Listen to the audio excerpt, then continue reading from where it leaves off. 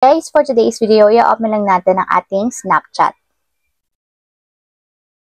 So, pagka-open guys, ang pipiliin nyo lang is itong mga videos. So, tap nyo lang itong lower right side para mapunta tayo sa videos na. So, ito yung pinakang newsfeed guys ng ating Snapchat. And para makapag-upload tayo dito ng mga videos and gusto nyo din mag-appear dito, ang gagawin nyo lang is itap nyo lang tong add or plus button na nandito sa upper right corner.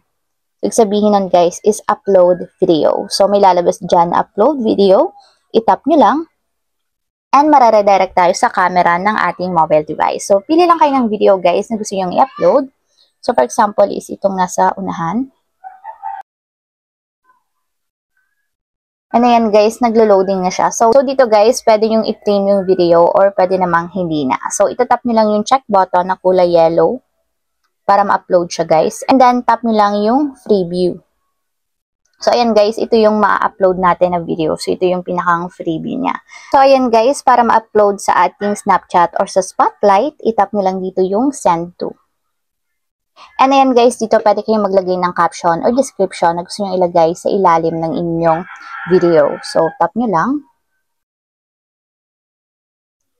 And then, lagay kayo ng description. So, for example is, good day, description, or captions. So, once guys na nag-post kayo dito, lahat ng may mga Instagram chats is makikita nila yung video na yon.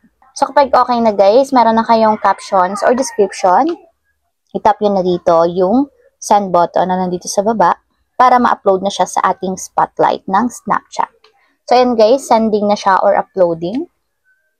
So, wait natin hanggang sa matapos ma-upload.